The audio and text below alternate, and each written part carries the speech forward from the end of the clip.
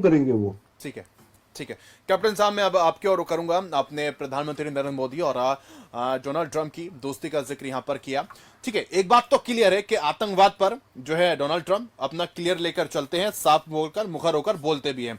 लेकिन बात जब यहां पर आ जाती है आर्थिक मोर्चे की, तो कहीं ना कहीं बदले बदले सुर उनके देखे जाते हैं। और भारत को तो टैरिफ किंग भी वो कह चुके हैं।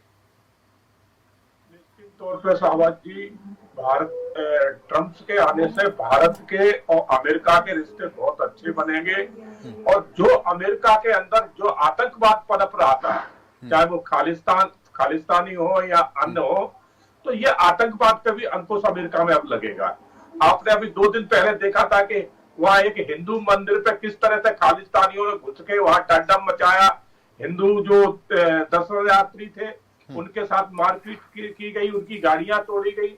तो इन चीजों में बिल्कुल वहां जो है ना कहीं ब्रेक लगेगा। और इनके जो मंसूबे थे वो अब शायद वहां पूरे नहीं होंगे, क्योंकि पिछली जो सरकार थी तो उनको कहीं ना कहीं मार्क्सवाद और कम्युनिस्टवाद की उनकी सोच थी। तो जो सोच है वो जो है ना बड़ा, अब हमारे देश में ही इस सोच के लोग काफी पनप रहे हैं। वो नहीं चाहते कि भारत में कभी तरक्की भारत करे। भारत तो ऐसे लोगों को जो है ना बिल्कुल नेस्त नाबूद करना है। और ट्रंप इस बात में जाने जाते हैं। तो ट्रंप को मालूम है कि मोदी के साथ संबंध कैसे, और ये उन्होंने कहा भी है, जग जाहिर है। तो और चुनाव के दौरान जिस तरह से उन्होंने हिंदुओं के लिए एक अपना सॉफ्ट कॉर्नर रखा है, तो वो अब जो है ना इस बात को पाकिस्तान। सर, मेरा सवाल है कि अब टैरिफ ज्यादा वसूलेंगे डोनाल्ड ट्रंप भारत से? क्योंकि वो कह चुके हैं कि सत्ता में वापस लौटे तो जिन देशों ने उनके प्रोडक्ट पर टैरिफ लगाया है, जिसमें कि चीन भी है, ब्राजील भी है और भारत भी है, तो अब क्या टैरिफ ज्यादा वसूलेंगे? नहीं, देखो ऐसा नहीं है कुछ।